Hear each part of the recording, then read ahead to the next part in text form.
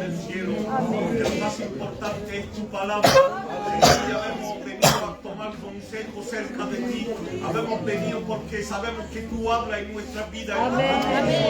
En esta tarde, unge tu siervo, sírvete de él con un instrumento de tus manos, en el nombre de Jesús. Amén.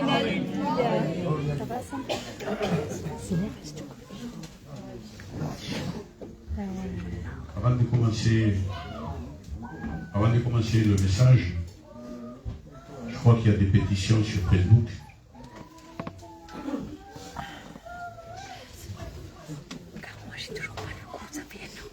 Voilà pourquoi je veux toujours filmer.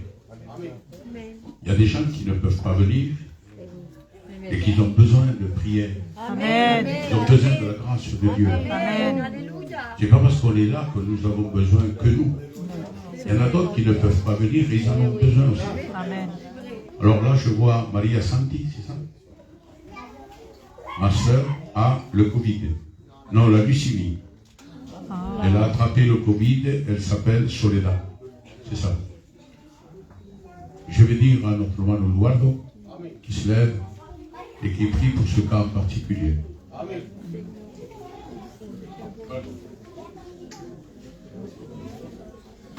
Apporte sur toute la gloire pour vous.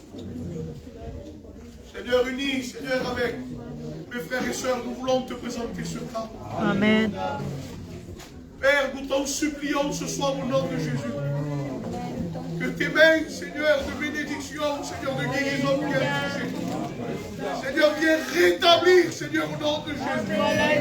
Viens consumer, Seigneur, la maladie dans le nom de Jésus. C'est par les meurtrissures de Jésus que nous sommes guéris. Père, nous venons ce soir devant toi, mon roi.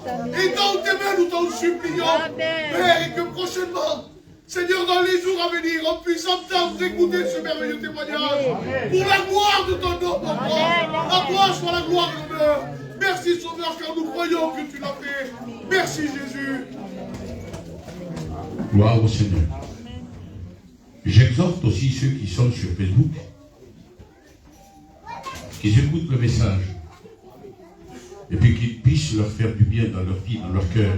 Amen. Parce que le but principal, ce n'est pas une guérison, même que cela fait du bien lorsqu'il y a une guérison. Le plus important, c'est le salut de l'âme. C'est le plus important. Nous sommes là, non pas pour être sauvés, pour ceux qui sont nés de nouveau. Nous sommes là parce que nous sommes sauvés. Amen. Béni soit le nom du Seigneur. Gloire au Sauveur. Alors, on va s'entretenir sur la Bible, bien sûr, sur le Nouveau Testament, dans l'évangile de Matthieu, au chapitre 16, et le verset 13. Tu fais du 13 au 16. Okay. Alléluia. Amen. Vous m'entendez? Bon, du 13 au 16. Jésus étant arrivé dans le territoire de Césarée, de Philippe, demanda à ses disciples, qui dit-on que je suis? Moi, le Fils de l'homme. Il répondit, que tu es Jean le Baptiste, d'autres Élie, et d'autres Jérémie, ou l'un des prophètes. Et vous, leur dit-il, que dites-vous que je suis? Simon-Pierre répondit, tu es le Christ, le Fils du Dieu vivant. Amen. Amen. Gloire au Seigneur. Vous savez, dans ce passage du chapitre 16 de Matthieu, à partir du verset 13, nous allons voir 4 points très importants. Mais on finira avec le chapitre 17 et au commencement. On finira là. C'est le 5e point qu'on donnera ce soir. Mais j'aimerais que tu sois bien attentif, s'il te plaît. C'est pas que c'est compliqué, ce n'est pas que c'est un message grandiose, non. Vous savez très bien que je suis simple dans le message. Mais c'est dans la simplicité que nous approfondissons. Béni soit le nom du Seigneur. Là, le Seigneur se trouve dans la région de Césarée de Philippe. Et ces Césarée de Philippe, c'est dans le haut d'Israël, dans le nord d'Israël. J'y suis allé là. Et j'ai vu l'endroit. L'endroit s'appelle les Banias. Je suis allé à l'endroit où Jésus dit à ses disciples, que dit-on que je suis? Et bien sûr, les disciples lui répondent. L'un dit que tu es Élie, l'autre Jérémie, l'autre Jean le Baptiste, ou un des prophètes. Mais pourquoi Jésus va leur faire cette question aux disciples? Il savait ce qu'il disait. Mais chaque fois que Jésus parlait de quelque chose comme ça, c'était pour rétablir quelque chose, pour enlever ce qui n'était pas bon et pour mettre la vérité à la lumière de la parole. Gloire au Seigneur. Amen. On va attendre qu'il s'assoie.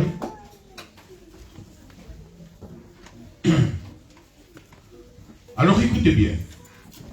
Au Banias, ça je le dis pour les étudiants et pour ceux qui ne sont pas venus avec moi, il y avait, pour les païens, il existait un dieu qu'on appelait le dieu Pan. Pan. On appelait ça pas Peg, Pan. P-A-L, voilà, si on veut. On appelle ça le dieu Pan. Mais le dieu Pan était qu'une idole. Ce n'était pas un vrai dieu, c'était un faux dieu. Et c'est pour cela que Jésus, lorsqu'il est dans les Banias, va faire la question à ses disciples.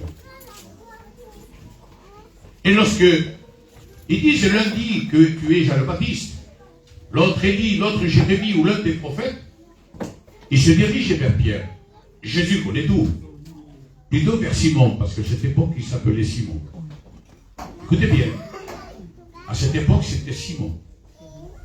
Il se dirige vers Pierre, sachant la réponse de Pierre, parce que Jésus, sur la terre, même qu'il était homme, mais il était aussi 100% Dieu.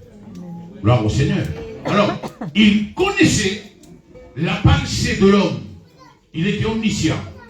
Il y en a qui pensent que Jésus, comme il était limité dans un corps, il n'était pas omniscient. Détrompez-vous ce soir. Jésus était omniscient. Rappelez-vous, lorsque Nathanaël était sous le figuier, et lorsqu'il s'approche de lui, il dit, il l'appelle par son nom, il lui dit, quand tu étais sous le figuier, je t'avais déjà vu. Vous comprenez cela? Jésus était omniscient. Alors, il va dire à Simon-Pierre, parce qu'il dit, mais et vous? Que dites-vous qui je suis? Et lorsqu'il dit, et vous, qui dites-vous que je suis? Alors à ce moment-là, Simon va répondre. Et va dire ceci. Écoutez bien, il va dire ceci. Tu es le Christ, le Fils du Dieu vivant. Amen. Mais Jésus ne va pas s'arrêter là. Je vais courir la ligne. Jésus ne va pas rester là. Correla porque está con el micro, está predicando conmigo.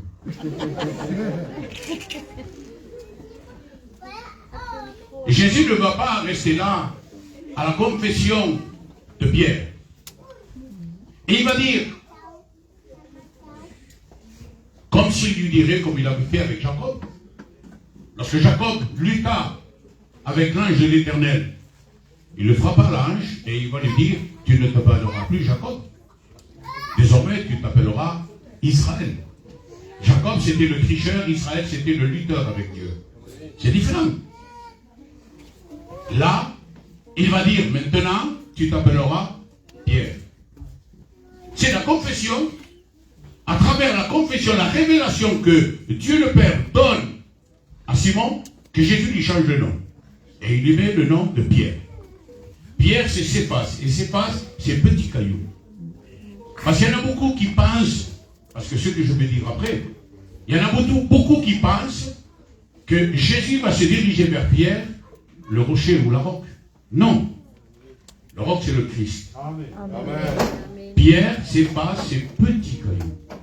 Alors, pour la première fois sur la terre, Jésus va mentionner l'Église.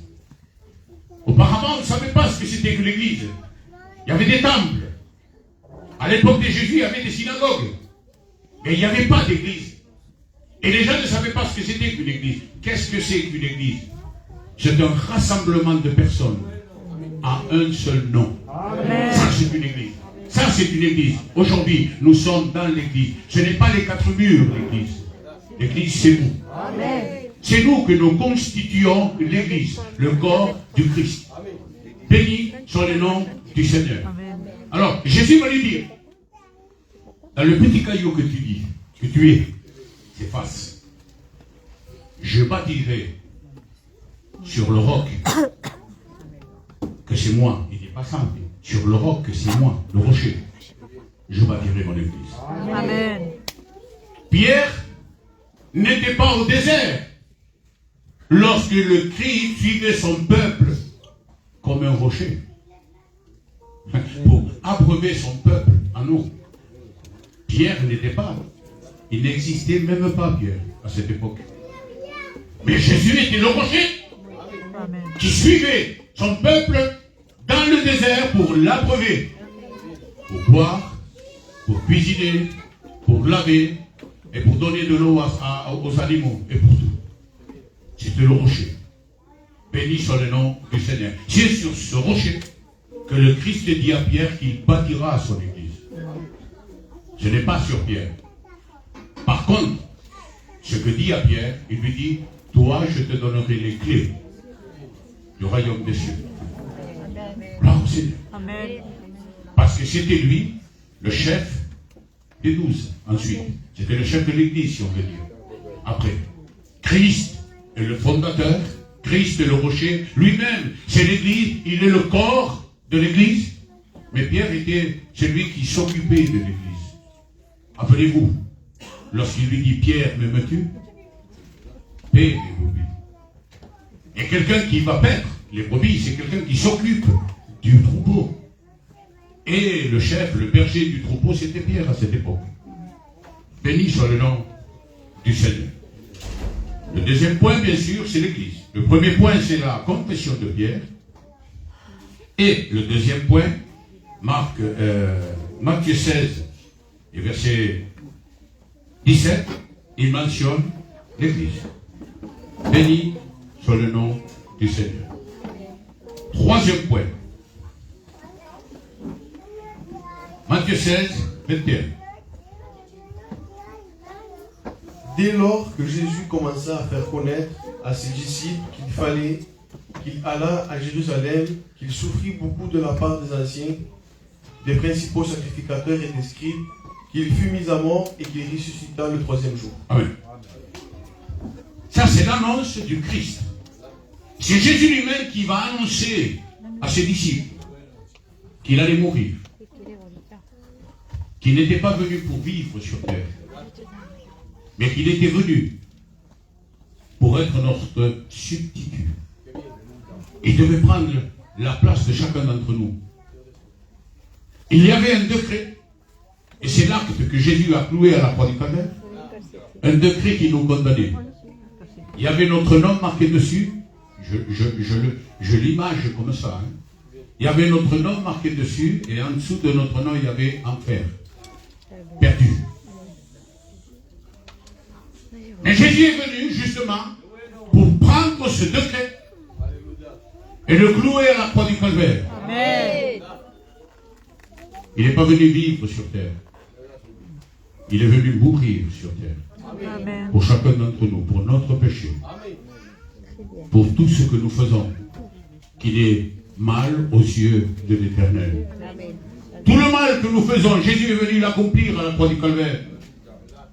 Il est venu accomplir la justice de Dieu, le Père. Il y en a auparavant qui disaient que Jésus à la croix, il a payé le prix au diable. Il n'a pas payé le prix au diable. Il a payé le prix à son Père. Amen. Parce que c'était son Père qui demandait justice et sainteté. Béni soit le nom du Sauveur. Gloire à Dieu. Lorsqu'il annonce sa mort et sa résurrection, voilà que tout à coup, ce même Pierre, qu'auparavant il disait, tu es le Christ, le Fils du Dieu vivant, va s'opposer au sacrifice de Jésus à la croix. Il va s'opposer à la croix. Malheur à toi qui marche un ennemi de la croix. Parce que tous ceux qui marcheront un ennemi de la croix iront en enfer. On ne peut pas caresser trop les personnes aujourd'hui.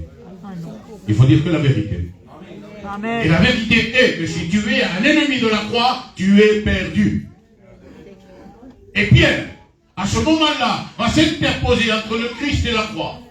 À Dieu ne plaise. Hello. Mais Jésus, se tournant, dit à Pierre, Non, avant, 22. Pierre, l'ayant pris à part, se mit à le reprendre et dit, à Dieu ne plaise, Seigneur, cela ne t'arrive pas. Que cela ne t'arrive pas. Il ne voulait pas que Jésus aille à la croix. Mais qui était Pierre pour s'interposer dans le plan de Dieu? Qui c'est qui s'interpose chaque fois dans le plan de Dieu? Comment il s'appelle? Satan. Il s'appelle Satan. Et c'est pour cela que Jésus va parler à Pierre. Et il va lui dire ainsi, le verset 23. Mais Jésus, se retournant, dit à Pierre, arrière de moi, Satan. Tu mets en scandale, car tes pensées ne sont pas les pensées de Dieu, mais celles des hommes. Il ne va pas se diriger sur l'homme Pierre. Il sait que derrière lui, il y a Satan qui veut s'interposer pour que la croix ne fasse pas le travail qu'il doit faire pour chacun d'entre nous. Amen. Béni soit le nom du Seigneur. Et c'est pour cela qu'il dit, arrière de moi, Satan. Parce que les pensées que tu as ne viennent pas de Dieu, sinon qui viennent de ta chair. La chair, qu'on le veuille ou pas, sert Satan. Qu'on le veuille ou pas, c'est comme ça. Lorsque on n'est pas de nouveau, on n'est pas né de nouveau, on vit dans la chair. Lorsqu'on vivait auparavant, le vieil homme. Et le vieil homme, son maître, c'était Satan. Le nouveau homme, son maître est Jésus. Amen. Mais le vieil homme, son maître est Satan. On ne peut pas dire le contraire. C'est que comme ça, la parole de Dieu. Mais écoutez bien. Et ça arrive bien des fois, des personnes qui viennent à l'église. Ils sont dans le culte, ils sont dans la réunion. Gloire à Dieu! Jésus ici, Jésus là. Lorsqu'ils vont dehors. Et ils ont une intercation avec quelqu'un. Et ils maudissent, et ils font ci, et ils font ça. Comment? Tu sortais de l'eau douce. Et dès que tu es sorti, tu sors de l'eau amère. Tu sais pourquoi? Parce que tu n'es pas converti. Tu n'es pas né de nouveau. Quelqu'un, Pierre n'était pas né de nouveau là. Même que Jésus lui avait changé le nom. Pendant les 3 années et demie du ministère de Jésus sur la croix, dans cette terre, le ministère public, aucun apôtre n'était né de nouveau. Savez-vous où ils sont nés de nouveau? C'est dans la chambre haute. À la résurrection du Christ, lorsqu'ils sont dans la chambre haute, à l'ascension, lorsque Jésus part vers le Père, vers le ciel, et qu'ils vont dans la chambre haute, et que le Saint-Esprit descend sur eux, c'est là qu'ils sont nés de nouveau. Auparavant, ils n'étaient pas nés de nouveau. Il y en a qui paraissent être des chrétiens. Je m'excuse pour le mot, mais ce sont des chrétiens. Non pas des chrétiens, mais des chrétiens. Ils ont tout d'un chrétien. Ils chantent les cantiques comme les chrétiens. Ils mettent la main à la poche et ils mettent l'offrande. Ils font tout ce que vous voulez. Ils se mettent à prier sans aucun problème. On dirait vraiment que ce sont des chrétiens. Mais en réalité, ils ne sont rien du tout. Parce que celui qui n'est pas un vrai chrétien n'est rien du tout. Il est que néant. Il vit dans l'obscurité. La lumière de Dieu ne peut pas tomber sur lui. C'est impossible. Il vit dans les ténèbres. C'est fort les paroles que je vous dis ce soir. Et c'est salutaire pour vos vies. Amen. Parce qu'on ne doit pas s'interposer entre Dieu et Jésus et la croix. La croix, c'est le salut de l'humanité. C'est à la croix qu'on obtient le salut. Il ne faut pas mépriser la croix, mais pas le symbole de la croix. Parce qu'il y en a qui font le symbole de la croix. C'est pas ça qui te sauve. C'est l'acte, l'œuvre qui s'est faite à la croix du Calvaire. Amen. Et l'œuvre qui s'est faite à la croix du Calvaire, c'est ton substitut. Jésus a pris ta place. Amen. Et ce décret qui te condamnait l'a cloué à la croix.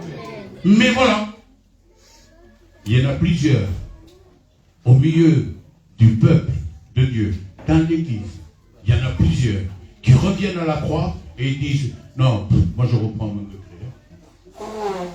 Et ils le reprennent. Et ils repartent avec sa chair, faisant tout ce qu'ils veulent de leur vie dans le monde.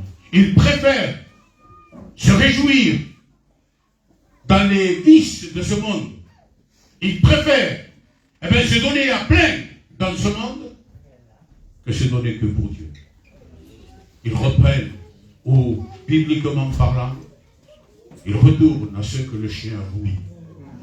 C'est comme ça. Il n'y a pas un autre mot, c'est la Bible qui le dit. C'est pas moi qui l'invente.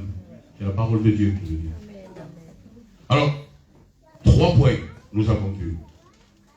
Le premier, c'est que Jésus, en disant que dit-on qui je suis, va démolir le Dieu Père et va susciter le Christ, le Fils du Dieu vivant. Il va le remplacer par le Christ, le Fils du Dieu vivant. Le deuxième point, c'est que Jésus change le nom à Pierre. Sais-tu que ton nom est déjà prêt, ton nom nouveau? Amen. Tu t'appelleras plus Jean-Louis. Hein? Je m'appelle. Et pourtant, Jean, Louis, notre Jean, est à 100% biblique. Vous savez comment je m'appelle en Israël, moi? Il y a eu des grands hommes de Dieu qui s'appelaient comme ça. Yohanan. Yohanan, c'est Jean. En hébreu. Ou en araméen, comme vous voulez. Bendito sea el nombre del Seigneur. Mais Dieu, il m'a préparé déjà un nom nouveau. Je ne le connais pas. Je le connaîtrai un jour. Vous savez quand? Lorsque je partirai avec lui. Il me donnera un petit caillou blanc. C'est l'Apocalypse qui le dit. Il me donnera un petit caillou blanc et sur ce petit caillou blanc, il y aura mon nouveau nom inscrit. Moi je pense, je ne connais pas mon nom, mais je pense. Et si ce n'est pas ça, ce n'est pas mauvais. Serviteur du Dieu vivant. Alléluia. Moi je m'aurais m'appeler comme ça. Hein. Serviteur du Dieu vivant. Que c'est beau, Seigneur. D'être l'esclave, et même esclave du Dieu vivant, ou esclave de Jésus-Christ. C'est très beau de s'appeler comme ça. Parce que nous le sommes en réalité. Celui qui sont esclaves du monde sont esclaves de Satan. Mais celui qui est esclave dans l'évangile est esclave du Christ. Amen. Écoutez bien. Moïse préféra l'opprobre de Christ à toute la gloire de l'Égypte. Pourtant, il devait être parent, il devait être roi. Mais que m'importe de m'appeler roi? À quoi sert-il à un homme de gagner le monde s'il doit perdre son homme? À quoi ça sert? Ça ne sert à rien, mes frères. Il vaut mieux être esclave de Jésus. Parce qu'en étant esclave de Jésus, c'est un royaume dans les cieux qui m'attend. C'est le paradis éternel qui m'attend. Béni soit le nom du Seigneur. Alors, après qu'il ait changé le nom à Pierre, et qu'il le reprend, bien sûr, et après avoir, bien sûr, annoncé sa mort et tout, Jésus va leur dire, 16, verset 4. Alors Jésus à ses disciples, si quelqu'un veut venir après moi, qu'il renonce à lui-même, qu'il se charge de sa croix et qu'il me suive. Gloire à Dieu. Il y en a qui pensent que être chrétien, c'est dire oui Seigneur, je t'accepte, et c'est fini. Si c'était que comme ça serait trop facile, frère. Non, non. Jésus a porté sa croix, mais celle que tu devais porter toi. Il a porté sa croix, parce qu'il a pris notre place, il est notre substitut. Mais pour suivre Jésus et être dans le chemin de la vérité, être dans le chemin qui nous mène au ciel, il faut que tu te charges de ta croix. Amen. Et chacun d'entre nous devons nous charger de notre croix. Ce n'est pas la même. Elles n'ont pas le même poids. Et c'est normal qu'il n'y ait pas le même poids. Un pasteur doit avoir un poids supérieur à celui d'un chrétien. C'est normal. C'est un berger. Il y en a qui disent, oui, le pasteur, le pasteur, le pasteur. Toi, un seul homme, tu ne peux pas le supporter. Et tu te mets à critiquer le pasteur. Critiqueur. Mais le pasteur doit supporter tout le troupeau. C'est vrai. La charge n'est pas la même, mes frères. Toi, tu dois supporter qu'un homme. Moi, je dois supporter une église. C'est différent. Mon poids de la croix, il est plus lourd que celle de vous. Et même en étant plus lourd. Et cet après-midi, et Jean-Claude, il est venu à la maison. On a discuté un petit peu du Seigneur, bien sûr. Parce qu'on ne peut pas parler d'autre chose. J'ai dit à Jean-Claude, il faut supporter les faibles. Parce que c'est écrit dans la parole de Dieu. Supportons les faibles. Amen. Mais qui c'est les faibles? Ce sont ceux qui sont entre deux pensées. Comme disait Élie, ils clochent des pieds. Ils sont entre deux pensées. Ou ils restent à l'église ou ils s'en vont de l'église. Il est écrit dans la parole de Dieu, écoutez bien, frères et sœurs, à la fin des temps, que celui qui se sanctifie davantage. Et celui qui veut se salir, qui se salisse. Il n'a rien à faire ici. Amen. Ici, nous nous sanctifions. Ici, nous nous lavons par le sang de Christ. Amen. Si tu ne veux pas te laver par le sang de Christ, va te laver dans le sang que tu veux, mais sache que ta destinée sera l'enfer. Ici, on se lave avec le sang de Jésus-Christ. Amen. C'est celui qui ôte tout le péché du monde. C'est par ce sang que nous sommes purifiés. Béni soit le nom du Seigneur. Je ne peux pas trop parler parce que je vais dire le dernier point. Comme ça, au moins, on finit. Chapitre 17 et premier verset. Alléluia. 6 jours après, 6 jours après, Jésus prit avec lui Pierre, Jacques et Jean, son frère. Il les conduisit à l'écart sur une haute montagne. je vais le relater.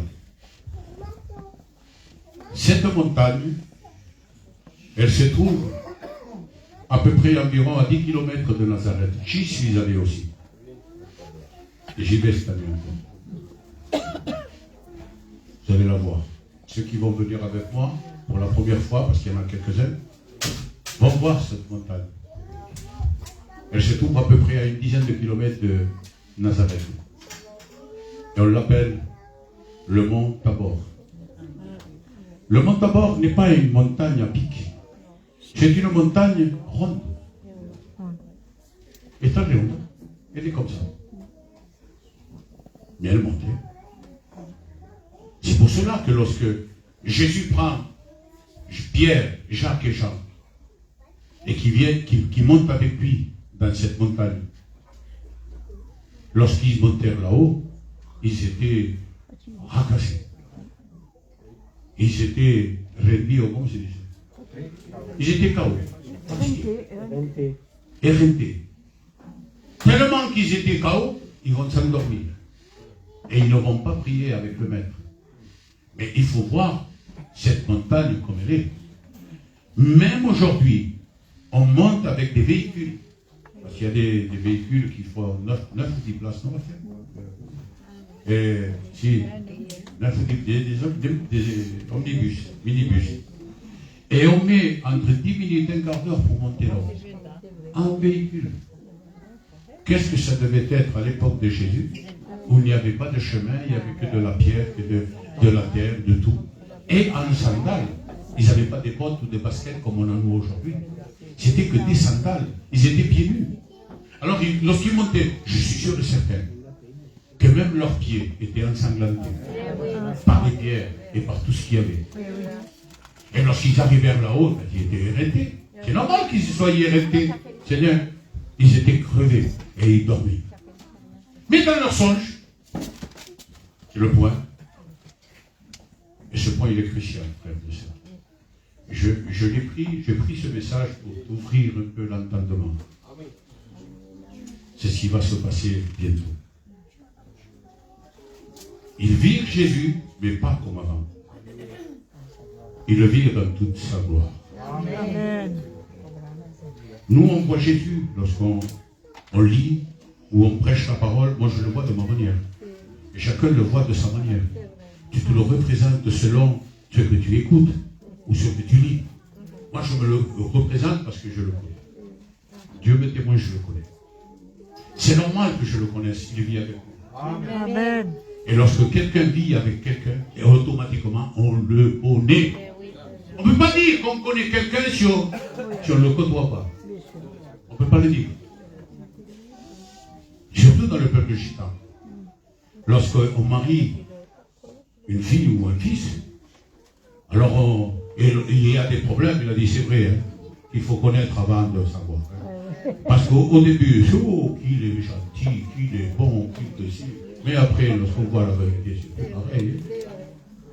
Il faut se côtoyer d'abord. Pour qu'il y ait bien qu'on est venu, c'est bien. Dieu. Alléluia. Tu cristiano, le también, dos hermanas, impeccable. Impeccable. Merci Seigneur pour cela. Que Dieu fasse que nos fils et nos filles, moi j'en ai plus, mais que mes petits-fils et mes petites-filles puissent tomber dans des maisons chrétiennes. Amen. C'est vrai. Pas d'appellation. Moi, les appellations, je vous demande pardon pour le mot. Je m'en fous. Non m'importe. Les appellations. Moi, je veux que mes petits-fils et mes petites-filles, il y en a, qui tombent dans des maisons chrétiennes, avec des bons chrétiens. Amen. Qui sortent de leur bouche que de l'eau douce. Amen. Parce que de l'eau amère, on en sort quand on veut. Mais qui sortent que de leur bouche que de l'eau douce. Bendito soit le nom de Seigneur. Et là, lorsqu'il est dans cette montagne, ils sont à moitié endormis, les disciples. Et Pierre, parce que c'était celui qui était toujours au devant, regarde. Et sa vue change complètement. Écoutez bien ce que je vais vous dire. Ce n'est pas que la lumière de Dieu était en lui. Non. La lumière sortait de lui-même. Mais tellement était forte la gloire du Christ, la véritable gloire du Christ, celui qui l'avait descendu, qui avait pris le choix de mourir pour chacun d'entre nous. Là, à ce moment-là, l'intérieur qui était Dieu à lui, sortit à travers les vêtements. Et les vêtements devinrent blancs, tellement blancs, qu'on aurait dit que c'était une lumière chez lui. Et c'était sa gloire. C'était normal. C'est sa gloire. Écoutez bien. Là, on le voit tel qu'on se l'imagine. Mais un jour, le verrons tel qu'il est. Amen. Et j'espère que ça va être le plus tôt possible. J'aimerais le voir, le contempler tel qu'il est vraiment. C'est Dieu véritable. J'aimerais voir cette gloire comme elle avait resplendi dans ce monde d'abord aux disciples. Parce qu'à cette époque-là, écoutez bien, Pierre, Jacques et Jean représentaient l'Église.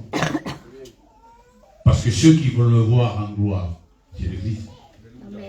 Lorsque l'Église va être enlevée, et va voir Jésus dans les nuées, dans les ciels, dans les airs, il va le voir en gloire, dans toute sa splendeur. Et on le verra tel qu'il est.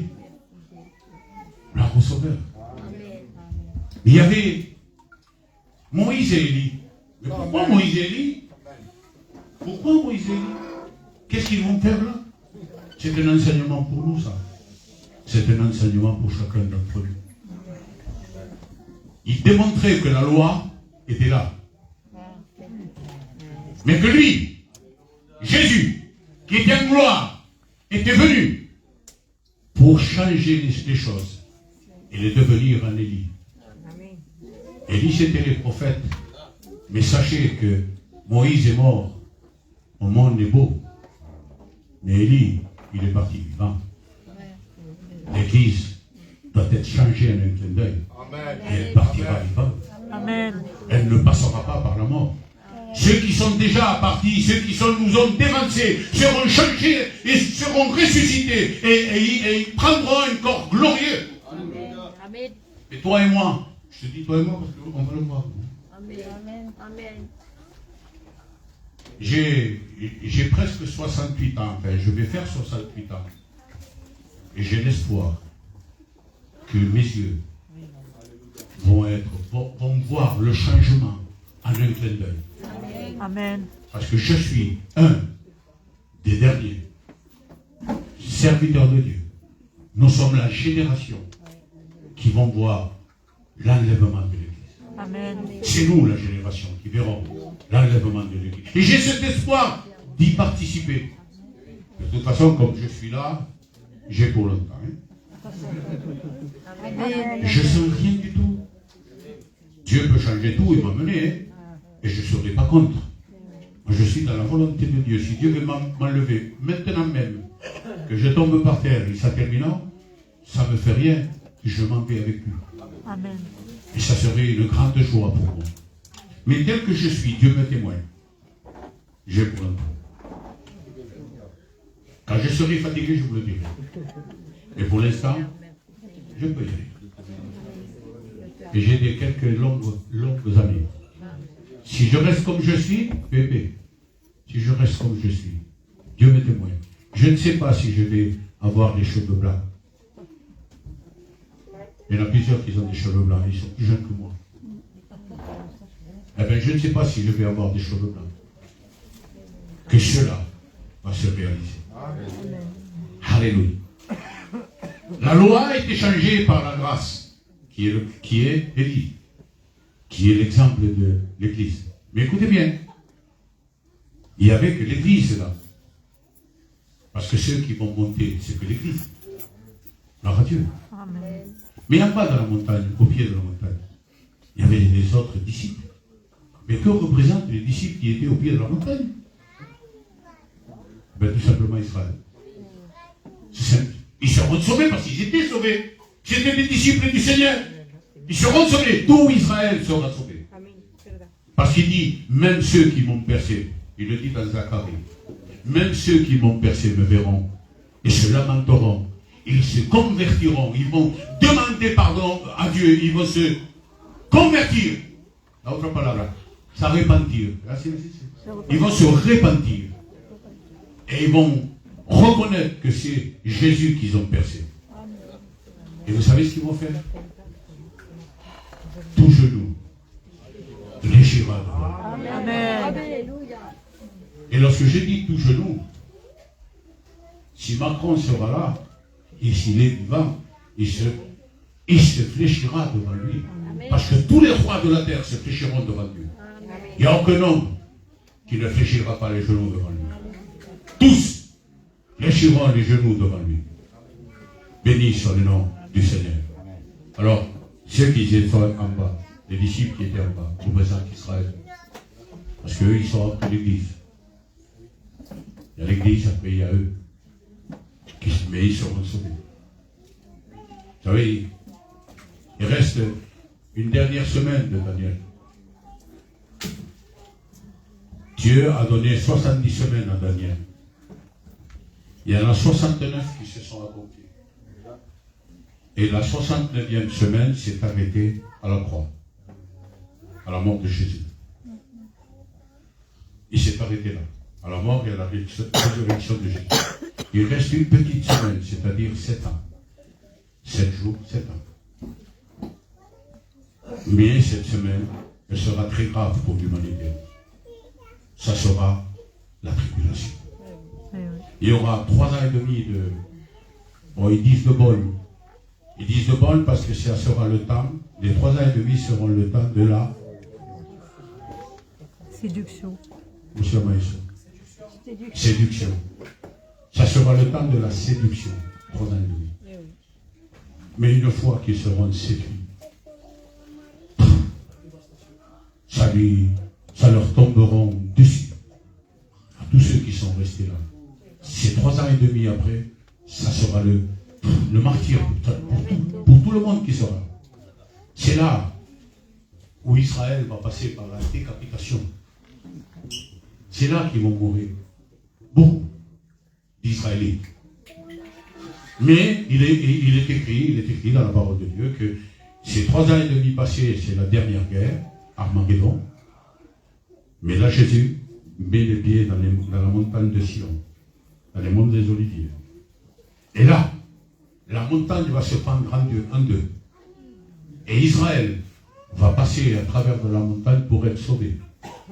Et la montagne va se refermer sur tous ceux qui vont suivre Israël. Pareil que la mer Rouge. C'est pas la mer Rouge, mais c'est pareil que la mer Rouge. C'est la mer des roseaux. Mais pareil. Pharaon, lorsqu'il rentre dans la mer des roseaux pour rattraper Israël, la mer se ferme sur eux.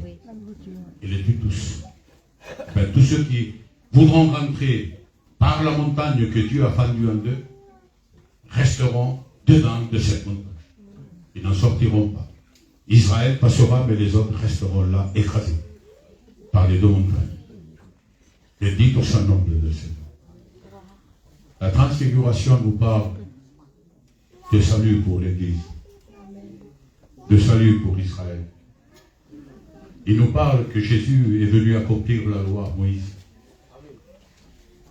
et s'accomplir en Élie, l'enlèvement de l'Église. Il nous parle de cela, l'accomplissement de la loi et l'enlèvement de l'Église. C'est ça qui nous parle, le chapitre 17 de Matthieu. C'est ça. Matthieu, c'est ça. Le 17, il nous parle. Ne mélangeons pas, parce qu'il y en a qui pensent que Matthieu 24, c'est l'Église. Non. Ne mélangeons pas. Matthieu 24, c'est pour Israël. Il y a peut-être quelques versets qu'on pourrait les coloquer à l'Église, mettre l'Église. Mais Matthieu 24, c'est pour Israël. Ce n'est pas pour l'Église. Nous, c'est les épîtres qui nous intéressent. Les Corinthiens, 1 Corinthiens 15, Thessaloniciens. Tout ça, c'est pour nous, l'Église. Et j'aime ce verset-là. J'arrête. Je vois que vous êtes bien surpris et attentifs. Que Dieu soit vivant. Amen. Que Dieu vous bénisse grandement. Amen. Écoutez bien. Je vais finir. Lorsque ces temps-là vont être là, l'Église, il sera plus. Dans cette grande tribulation, l'Église n'y sera plus. Je dis bien l'Église, je ne dis pas les chrétiens. Je dis bien l'Église. Et ceux qui font partie de l'Église. Il y en a qui disent la doctrine des Sadélors, des calvinistes, que le salut ne se perd pas. Si, il se perd. Le salut se perd. Prenons garde à ne pas perdre notre salut. Paul même dira, ça ne sert à rien de prêcher aux autres et qu'après moi je sois perdu. S'il le dit, c'est parce que le salut se perd. Mais dites au salut. Je pourrais vous sortir des textes, mais ce n'est pas la peine, ce n'est pas le but de sortir des textes, ça suffit. C'est vrai qu'il faut voir bien la parole de Dieu. Il faut l'apprendre, la comprendre, la lire, la manger. Un jour, Dieu va parler à Ézéchiel. Il va dire comme cela. Ézéchiel ou Jérémie, un des deux, je ne me rappelle pas. Il va prendre un livre. Jérémie. Et Jérémie ou Ézéchiel, bon, je ne sais pas. Je ne veux pas dire lui. Je peux me tromper. On n'est que des hommes. Écoutez bien. Il prend un livre, il lui dit mange-le. Je mange le. Seigneur, mange ce livre. Moi je te dis, spirituellement, mange ce livre. Amen. Mange-le s'il te plaît, ça va te faire plaisir. Le prophète, que ce soit Ézéchiel ou Jérémie, l'un des deux, que ce soit qui que ce soit, Il me semble que c'est Jérémie, c'est vrai. Mais écoutez bien. Lorsqu'il mange, il dit, il était doux comme du miel à mon palais. Je te livre. Oha. Mais il était doux comme du miel à mon palais. Quoi de plus doux que la parole de Dieu? Amen. Amen. Quoi de plus doux que la parole de Dieu? Alléluia. Béni soit le nom du Sauveur. La parole de Dieu, c'est du miel. Pour celui qui le mange, mais dans un esprit véritable. Amen. Si l'esprit n'est pas véritable, ça ne sera pas du miel. Elle sera amère dans ton palais. Elle te fera du mal dans ton ventre. Mais lorsqu'on est des véritables, c'est du miel qu'on est en train de manger. Bendito sea el nombre del Seigneur. Écoutez, je vais arrêter parce que sinon j'arrête. C'est vrai, j'ai pas écrit, j'ai appris juste 5 puntos, mais que ça, que les versets, c'est tout. Il est 8h05 déjà. Et j'aime parler, qu'est-ce que vous voulez. Et ça fait longtemps que je ne prêche pas à l'église. Je crois que c'est le gars qui me l'a dit, ça fait longtemps que je ne prêche pas à tort. J'ai dit, mais je prêche quelque chose. Et j'ai dit à Joanne, Joanne, prépare-toi au cas où. Mais dans mon cœur, je disais, non, je ne laisse pas la place. Ah, au Seigneur. J'avais cette envie de vous porter ce message. Amen. J'étais en train d'étudier ce matin. Quand je me suis levé, j'étais en train d'étudier. J'ai dit, Seigneur, qu'est-ce que je vais leur porter? Parce qu'il ne faut pas porter n'importe quoi. Hein? Lorsqu'on va faire les courses avec la femme, on lui dit, mais qu'est-ce qu'on fait? Bon, il y en a qui beaucoup, comme la mienne. On dit, qu'est-ce qu'on va faire? Tu penses toujours à manger. À midi, qu'est-ce que voulez-vous qu'on pense? À manger. Moi, je veux manger quelque chose que j'aime. Qu'est-ce qu'on va faire à manger? Et c'est ce que j'ai dit ce matin au Seigneur. Seigneur, qu'est-ce que je vais leur faire manger? Qu'est-ce que je vais leur donner à manger?